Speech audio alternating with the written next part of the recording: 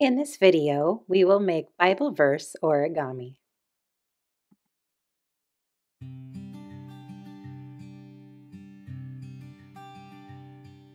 The materials that I will be using are a 12 by 12 inch piece of paper, a Bible verse that's 5 by 5 inches, and various papers that are 5.5 by 5.5 inch. The first step I am going to do is I'm going to fold my paper in half, then I'm going to unfold it, and I'm going to take the bottom edge of my paper and fold it up to that halfway line that I had just made.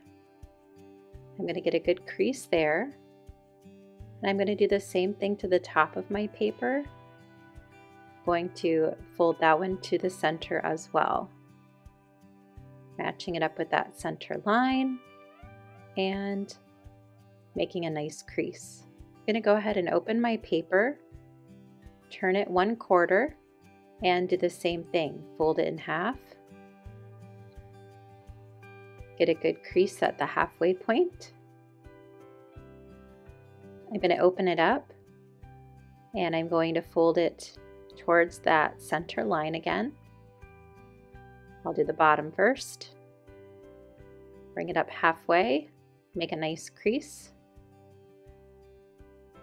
Then I'm going to bring the top down to the halfway point and make a nice crease.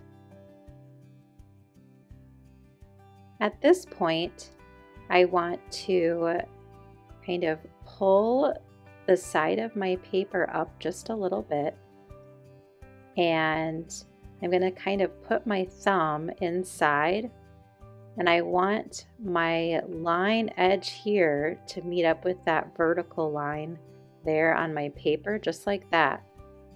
And I'm going to push down on this diagonal line right here on the inside. So I'm putting my finger inside and I'm going to pull my paper so that it makes a vertical line and then push down on the diagonal to make a crease with my fingers. Then I'm going to smash it together like this and make creases on the new diagonals as well. Now I'm going to do the same thing on the other side. So if you missed it, I will do that. Before I do that, I'm just going to use my scissors here to make my creases nice and strong so that this doesn't move. All right, then I'm going to do the same thing on the other side. So I'm going to go inside here, and I want this edge to match up with the center line. I'm going to push it down and then get that diagonal crease right there. Same thing on the bottom.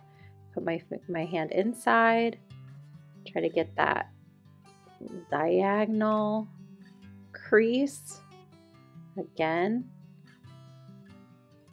nice and strong. And then I'm going to use my hand to flatten my paper here to bring it towards the center and put the creases on the two diagonal lines again.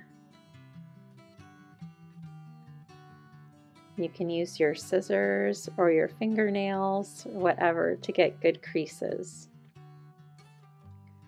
All right, so now you can see when I open it up and close it, those come together really nicely. All right, next I'm going to pull this up so it kind of sticks straight up, and I'm going to fold it towards the outside edge. Just like that. So I'm taking it from going up and down to going sideways. I'm going to do the same thing on the bottom. So I basically had exactly what I had before, but now it's going sideways. And that's basically giving some new creases in here so that these should just kind of stick straight up, just like that. I want them all just to be hanging up straight up. And now I'm going to stick my fingers inside of them and flatten them down so they make a square.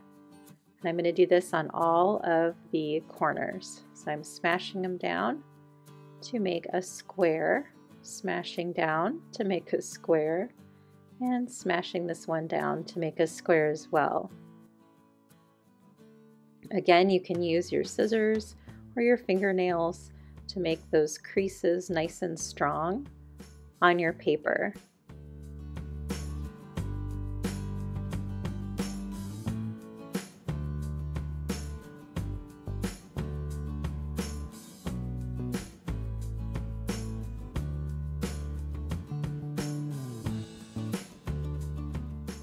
At this point, the only thing I still need to do is take these little flaps in the middle, point them to the outside corners, and fold so that I have a nice crease on that diagonal line. I'm going to do that again on each corner. Take the triangle from the middle and pull it up towards the corner so that they're no longer squares but triangles. And I'll do that here as well to add another triangle. And now my main shape is folded. So you can see this is what it should look like. It should come apart and then come back together just like that. You should be able to kind of smash it down. Make sure all of your creases are nice and strong so that it will lay somewhat flat. It's okay if it kind of bounces a little bit. But those scissors or fingernails can kind of help make those creases stay put. All right, at this point I am done with my main folding, and now I just want to add embellishments to my paper so that it's not just regular green. I can add some other ornamental papers as well. So here I have zoomed out a little bit, and I'm going to kind of open up my design here. And I want to start with my center square since it's the largest. And I have some papers here. These are about 5.5 or 5 3/4 inch. They should be square, and they should be just a little bit smaller than the 6-inch square that is the center of my folding. So yeah, these are a little bit over 5.5 inch squares. And I'm going to go ahead and put some glue, just some stick glue on the back of my square, and I can go ahead and glue it down to the center of my folding. And kind of center it, and it should fit just inside of my 6-inch by 6-inch square. So you can see kind of how that looks. And I just used this pattern. I thought that was nice. I also had another 5.5 by 5.5 foot square, and I went ahead and cut it into quarters, and I'm going to go ahead and cut it again diagonally so that I've got these nice little triangles, and these triangles should fit on the corners here of my folding. So I'm going to go ahead and add those triangles to my project.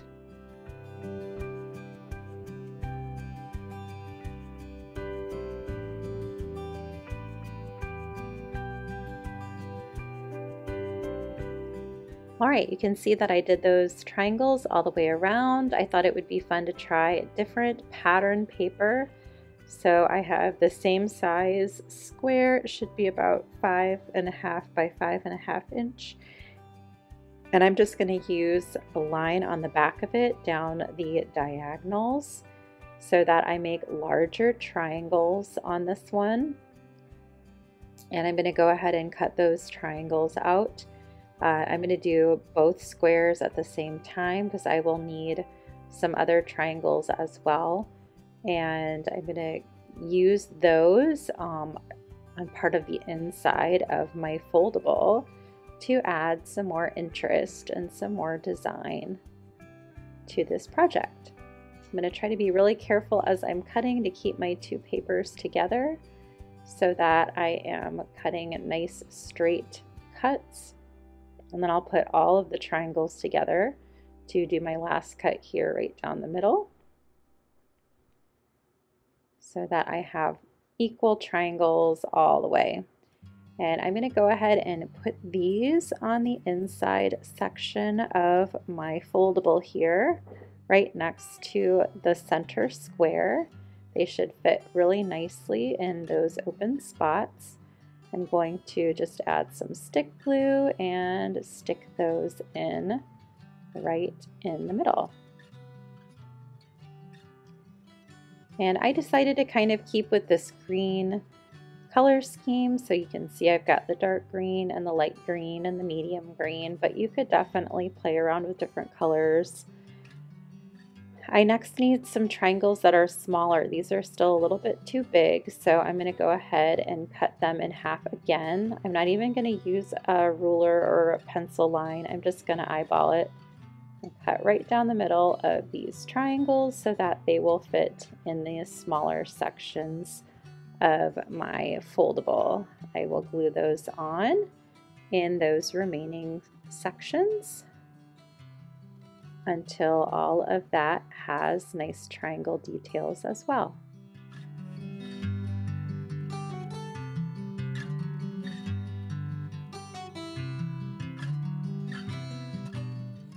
I decided to use the original color that I started with here for my last triangles. You could always add even another color in if you would like, it doesn't really matter.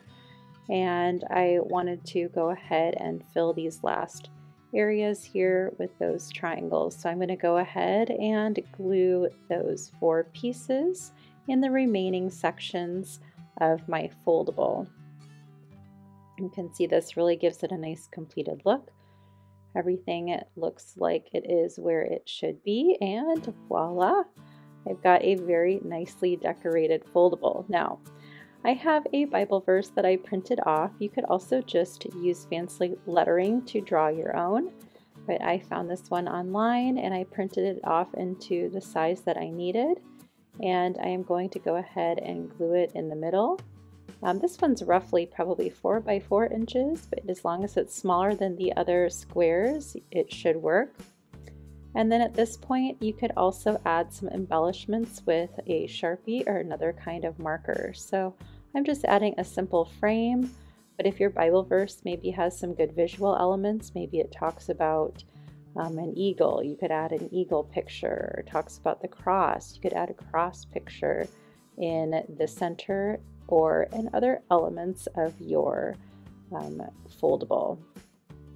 I also will be adding the verse and name to the outside of my foldable so that when it's closed you can see who it belongs to and what verse reference it is. But this is how it looks when it is finished.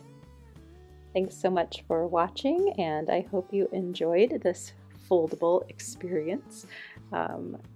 If you enjoyed my video, please come back to my channel for more fun Elke art projects.